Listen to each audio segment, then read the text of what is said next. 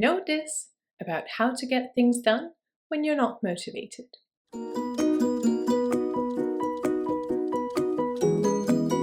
Today I'm addressing the topic of motivation. I've been a clinical psychologist for 8 years, and this is what I know. Today I want to talk about how to get things done when we're not motivated. Spoiler alert, we're not always motivated when doing things. The good thing is that we don't need to be motivated to do things. I see in my client that lack of motivation can be a cause of great suffering amongst my clients. I find that their suffering has two major causes. One is that they feel bad. The client who comes to me with a problem with low motivation is probably stressed out or has stress symptoms from a longer period of being stressed out, which is uncomfortable in itself. Being stressed out or having been stressed out for a while will most often cause low motivation. This is a natural function in us that's trying to make us take a break or tone it down a bit in order to preserve our mental health. When motivation becomes low, then we're more likely to not seek out new tasks or projects and to take a rest. It makes us feel less interested in things and feel like doing less or nothing at all.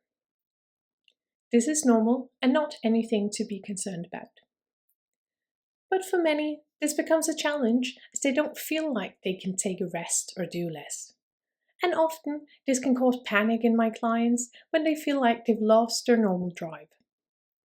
Other than feeling bad due to stress and worrying about not being productive or able to be efficient, it often presents another problem, making it worse. What can make my clients feel worse and prolong their stress symptoms and suffering is what they might have concluded about motivation in their mind. What I usually see is that some of my clients hold the belief that taking action or doing things require motivation.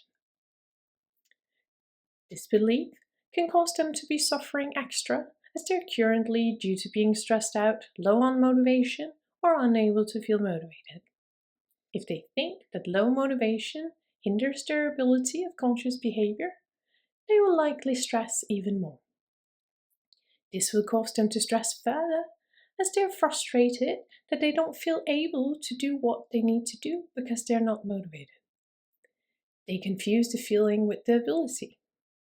That when they feel they can't, they end up concluding that they can't as a fact. Believing that we're unable to do things when we're not motivated can cause both distress and hopelessness and make us not try. If we don't try or test out our beliefs, we tend to strengthen them and keep believing the same. I therefore always start with addressing this belief. I make sure to look into my clients' beliefs concerning motivation and its significance over behavior. I'll ask them if, for example, brushing their teeth or grabbing their bag and walking to class requires motivation. If changing their clothes or cooking a meal requires motivation. I do this to have them reflect and show them that how we feel is not necessarily connected to our abilities of movement. Usually, as a response to my question, the client will reflect and tell me that no, that behavior such as those are not really requiring a feeling of motivation. It's more about lifting their arms and moving their legs. I'll continue to talk to the client about that we don't need intrinsic motivation to do tasks. We don't need to feel it to do it.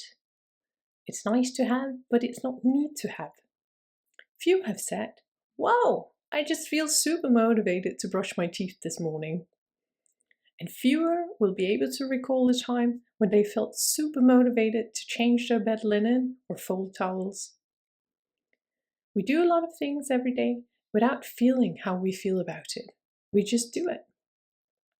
It's easier to do things when we're motivated to do them, but it's not essential. Humans are made to survive under stressful times. We're not designed to become fully incapacitated when suffering from stress symptoms. If this was so, we would have been dead long ago.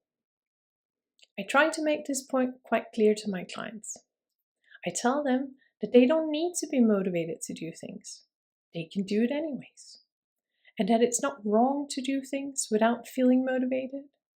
It might feel more hard or more of a struggle to do a thing we're motivated to do, but we can do it just the same. I have a lot of hacks and tips and tricks of how to do things when we're struggling. I'll share them with you in a future video. Feel free to check them out if you're interested. I want the client to let go of the belief that they need motivation in order to function, as this belief is causing them to continue to stress and prolong their stress symptoms that are making their motivation levels low in the first place. Motivation is important in a well-functioning life and has a part in guiding our behaviors. When we're functioning normally, that's when we're not having stress symptoms, then motivation is naturally occurring. It's not something we have to create, it's just there on its own. It helps us want to do things, feel like we want to continue doing things, and make us interested in doing new things. When we have stress symptoms, it seems like this naturally occurring phenomenon is put on pause. This might be due to the brain trying to get us to pause or restore so we can get rid of the stress symptoms. In modern day, our life is rarely designed in a way where we can just pause and rest and have our stress symptoms go away that way. Instead, life continues as we need or choose to continue with it. Therefore, it can be a hard but necessary task to do things even though we're suffering from not feeling it and not feeling motivated. And more people than not tend to stress and suffer when experiencing low motivation. Of course, the goal is to restore motivation, but it's often not the only goal. Having the knowledge about oneself and how things work is often helpful as well, especially with regards to minimizing feelings of frustration and hopelessness. Restoring motivation could be done with a long break from tasks and responsibility. I always ask my clients if this is possible, as it's the most simple solution. Having a holiday coming up or being able to take some days off is often helpful. For some of my clients who have experience with being overwhelmed and how to restore themselves, they'll use this technique. Knowing that right now they're not okay, but that soon they'll be able to remedy the situation, often causes them to feel less distressed. They'll not worry about their current lack of motivation, as they know that its absence is due to current overwhelmment, and they know that it will soon come back. Not feeling motivated while under stressful circumstances is normal and not a thing to fear. I often think of it as by evolutionary design, that when we're under a lot of stress, then it's not practical for us to feel like we want to do more, learn new things, or be interested in new things. It's far from the majority of clients who'll entertain talking about taking some time off as a solution to their problem with low motivation. Most will let me know that this is not possible. This can have many causes, usually that they fear the consequence of taking a break. In modern society, we often get bound up in so many responsibilities, and it's not in our culture to just take a break when we need it. I think this cultural change could be extremely helpful, but I must concede to that it's not currently so. Other clients feel very bound by responsibility towards themselves, which I often see with perfectionism, and they feel like it will have detrimental consequences to their well-being should they skip on some of their responsibilities or say no to some things. When a client is stressed out, it's not the time for me to work with them on their perfectionism, as this requires ability of flexible thinking and some level of stability to be able to work on. And usually, this mental stability and flexibility is not present when we're very stressed out. Sometimes, my assessment will also be that the client should not use the strategy of taking a longer break. This will be if the client, on top of stress symptoms, are also having some anxiety or depressive symptoms. As rumination and worry can cause further mental decline, it's often not the best for the client to give them more time to think. So for many different reasons, my clients most often ask me to help them get through the problem with lack of motivation without taking a longer break. It's not up to me to choose for them, and this choice is not wrong. As a professional, I just have to give them the best advices and treatment based on what they're willing to do. What my clients typically ask me in this case is to help recover their motivation and help them get things done. I'll help them understand that motivation or lack thereof is a stress symptom and that they'll get it back naturally when they succeed in reducing their stress.